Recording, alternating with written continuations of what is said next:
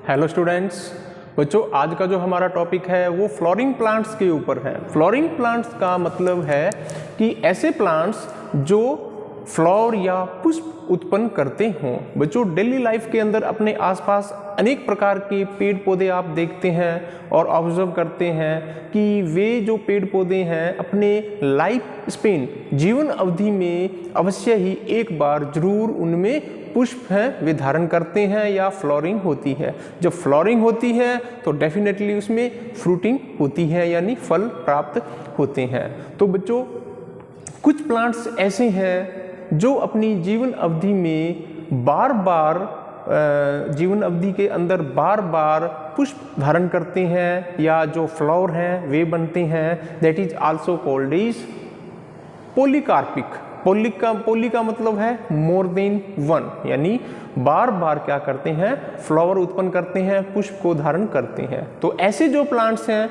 वे क्या कहलाते हैं, पॉलीकार्पिक। और कुछ प्लांट्स ऐसे हैं जो अपनी जीवन अवधि लाइफ स्पेन में सिर्फ एक बार ही जो फ्लावर है वे धारण करते हैं या पुष्प या फूल उत्पन्न होते हैं। तो ऐसे प्लांट्स क्या कहलाते हैं, मोनोकार्पिक। मोनो का मतलब यहाँ क्या है, सिंगल, यानी अपने जीवन में सिर्फ एक बार। बच्चों, बांस की कुछ ऐसी अनेक प्रजातियां हैं जो अपने जीवन काल में सिर्फ एक बार ही फ्लोरिंग होती है, और जब फ्लोरिंग होती है तो उसके आसपास की जो भूमि है पूरी तरह से फ्लावर से ढक जाती हैं। तो बांस की जो प्रजाति है वे अपने जीवन काल में सिर्फ एक बार ही फ्लोरिंग होती है, अपने जीवन काल में सिर्फ एक बार ही जो पुष्प है वे धारण करते हैं। तो बच्चों, मेनली देखा जाए तो दो फेज आती हैं। कोई भी प्लांट बॉडी है उसमें दो फेज आती हैं। फर्स्ट जो फेज है वो है वेजिटेटिव और सेकंड जो है वो है रिप्रोडक्टिव। जो फर्स्ट वेजिटेटिव, यानी सबसे पहले वे क्या करते हैं, कोई भी प्लांट बॉडी है सबसे पहले वह अपनी कायिक प्रावस्था यानी वेजिटेटिव फेज को कंप्लीट करती हैं। कायिक प्रावस्था कंप्लीट होने के बाद फिर उसमें जननिक प्रावस्था रिप्रोडक्टिव फेज स्टार्ट होती है। तो कोई भी प्लांट बॉडी है पहले उसमें वेजिटेटिव फेज कंप्लीट होगी और वेजिटेटिव कंप्लीट होने के बाद फिर उसमें रिप्रोडक्टिव फेज स्टार्ट होगी, यानी अब वह रिप्रोडक्शन के लिए तैयार है और रिप्रोडक्शन के लिए उसमें सेक्स ऑर्गन डेवलप होंगे। ठीक है। तो बच्चों, ये दोनों ही फेज एक प्लांट बॉडी की लाइफ के अंदर बड़ी ही इंपॉर्टेंट है, महत्वपूर्ण है। ठीक है। तो पेड़ पौधों के अंदर जो फ्लोरिंग होती है उस फ्लोरिंग के ऊपर दिन और रात, डे एंड नाइट, मैंने यहां पर लिख रखा है डे एंड नाइट, दिन और रात की जो अवधि है उसका प्लांट बॉडी की फ्लोरिंग के ऊपर क्या इफेक्ट पड़ता है। बच्चों, दिन की जो लंबाई है और रात की जो लंबाई है, कहने का मतलब है day and night, length of day and night. दिन और रात की जो लंबाई है उसका पेड़ पौधों के ऊपर जो पुष्पन होता है, फ्लोरिंग होती है, उसके ऊपर इनका क्या प्रभाव पड़ता है, क्या इफेक्ट पड़ता है, आज अपने इसको जानेंगे। तो ओवरऑल आपको मैं ये बताना चाहूँगा कि डे एंड नाइट का जो यह प्रभाव है फ्लोरिंग प्लांट्स के ऊपर, जिन पादपों के अंदर पुष्प धारण होता है, फ्लोरिंग होती है, उनके ऊपर दिन की लंबाई और रात की लंबाई का क्या इफेक्ट होता है, और वह इफेक्ट या प्रभाव क्या कहलाता है, फोटो पीरियडिज्म। इसको हिंदी में बोलते हैं दीप्ति कालिता। फोटो का मतलब है लाइट और पीरियडिज्म का मतलब है अवधि। तो दिन की जो अवधि है उसका फ्लोरिंग प्लांट्स के ऊपर क्या इफेक्ट पड़ता है, यही जो प्रभाव है, इफेक्ट है, that is also called is photo periodism, और इसको हिंदी में बोलते हैं दीप्ति कालिता। तो यहां मैंने स्टार्टिंग में लिख रखा है relative length of day and night is also called is photo period. Relative length का मतलब है सापेक्षिक लंबाई। दिन और रात, दिन की लंबाई और रात की लंबाई, दिन और रात की जो रिलेटिव लेंथ है, सापेक्षिक जो लंबाई है, वह क्या कहलाती है, फोटो पीरियड। वह क्या कहलाती है, फोटो पीरियड। ठीक है। अब इसकी डेफिनेशन पढ़ते हैं, परिभाषा पढ़ते हैं, तो फोटोपीरियोडिज्म या दीप्तिकालिकता का अर्थ क्या है। तो इसके लिए जो डेफिनेशन है वो है effect of relative length of day and night on flooring of plants, also called is photoperiodism. क्या मतलब है इसका कि जो प्लांट्स पुष्प धारण करते हैं, जो प्लांट या जिन प्लांट्स के अंदर फ्लोरिंग होती है, फ्लोरिंग का मतलब क्या है, फूलों को धारण करना, पुष्प को धारण करना।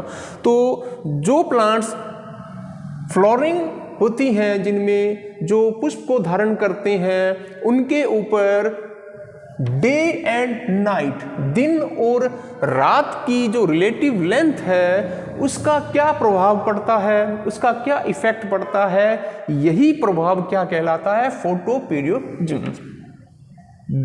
डे के ब्रैकेट में लिखा है फोटो पीरियड यानी दिन की लंबाई, नाइट के ब्रैकेट में लिखा है डार्क फेज यानी रात की लंबाई। तो दिन की लंबाई और रात की लंबाई, ठीक है, इनका फ्लोरिंग प्लांट्स के ऊपर पड़ने वाला जो इफेक्ट ही क्या कहलाता है, दीप्तिकालिकता कहलाता है। बच्चों अब ये जो फोटोपीरियोडिज्म जो शब्द है, सबसे पहले इसकी खोज किसने की, यह शब्द किसने दिया, तो डिस्कवर्ड बाय गार्नर एंड एलार्ड। अमेरिकी दो साइंटिस्ट थे, किसान थे, गार्नर एंड एलार्ड। 1920 के अंदर मैरीलैंड मैमथ, बच्चों ये एक तंबाकू की म्यूटेंट वैरायटी है, मैरीलैंड मैमथ, अंडरलाइन कर लेना इसको, मैरीलैंड मैमथ ये तंबाकू की एक म्यूटेंट वैरायटी है। इसके ऊपर इन्होंने, ये जो दोनों किसान हैं गार्नर एंड एलार्ड ने 1920 में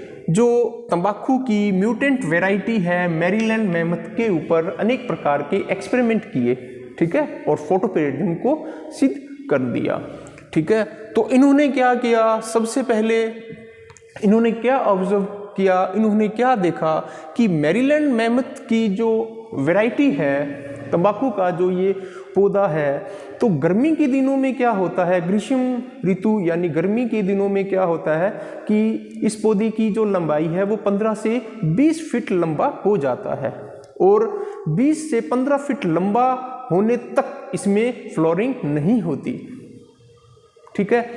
और शीत ऋतु में जब सर्दियां स्टार्ट हो जाती हैं तो इसी वैरायटी में यानी मैरीलैंड मैमथ में जब केवल ये 5 फीट का हो जाता है तो इसमें फ्लोरिंग स्टार्ट हो जाती है, ठीक है। तो बच्चों फिर इन्होंने क्या किया, गार्नर एंड एलार्ड ने मैरीलैंड मैमथ को ग्रीन हाउस के अंदर उगाया। ग्रीन हाउस, ग्रीन हाउस का मतलब क्या है, ग्रीन हाउस एक ऐसा हाउस है जिसके अंदर टेम्परेचर और लाइट को अपने कंट्रोल कर सकते हैं। तो गार्नर एंड एलार्ड ने मैरीलैंड मैमथ जो कि तंबाकू की एक म्यूटेंट वैरायटी है को ग्रीन हाउस के अंदर उगाया, और गर्मी के दिनों में इन्होंने क्या किया, इस पौधे को ब्लैक कलर के कंबल से ढक दिया यानी अंधेरा कर दिया। तो ये पौधा क्या है, केवल 5 फीट की जो ग्रोथ है हो पाती है और इसमें फ्लोरिंग स्टार्ट हो जाती है, ठीक है। और बच्चों अब इसने क्या किया, शीत ऋतु के अंदर ग्रीन हाउस में बल्ब जला के इसकी जो हीट है, लाइट है, उसको कंट्रोल कर दिया। तो शीत ऋतु में क्या होता था कि ये जो प्लांट है सिर्फ 5 फीट की हाइट होने पे फ्लोरिंग स्टार्ट हो जाती है। तो उन्होंने क्या किया, ग्रीन हाउस के अंदर ये पौधा उगाया और जो शीत ऋतु में ग्रीन हाउस के अंदर बल्ब जला दिया। बल्ब जलाने से क्या हुआ, अंदर हीट डेवलप होगी, ऊष्मा पैदा होगी। तो ये पौधा क्या है, 10 से 15 फीट इसकी हाइट हो जाती है, और 10 से 15 फीट हाइट प्राप्त कर लेने के बाद भी इसमें फ्लोरिंग नहीं होती, ठीक है। तो यही जो दिन और रात का जो इसके ऊपर इफेक्ट है, यही इफेक्ट क्या कहलाता है, फोटोपीरियोडिज्म, इसको बोलते हैं दीप्तिकालिता। अकॉर्डिंग टू गार्नर एंड एलार्ड, बच्चों गार्नर व एलार्ड ने जो फ्लोरिंग प्लांट्स हैं उनको 3 कैटेगरी के अंदर डिवाइड कर दिया दीप्तिकालिता के अनुसार। ठीक है, इसके इफेक्ट को देखते हुए फ्लोरिंग प्लांट्स को तीन कैटेगरी के अंदर डिवाइड कर दिया। फर्स्ट जो कैटेगरी है वह कौन सी कहलाती है? Short day plant. Short day plant जिनको शॉर्टकट में अपने क्या बोलते हैं? SDP। सेकंड जो कैटेगरी है वो क्या कहलाती है? Long day plant, LDP। L stand for long, D stand for day, P stand for plants. Third जो कैटेगरी है वो कहलाती है day neutral plants, DNP। Shortcut में बोलते हैं DNP, डे न्यूट्रल प्लांट्स। तो बच्चों ये गार्डनर व एलार्ड ने फ्लोरिंग प्लांट्स को तीन कैटेगरी के अंदर बांट दिया, SDP, LDP एंड DNP, और इनको नेक्स्ट लेक्चर में अपने एक्सप्लेन करेंगे।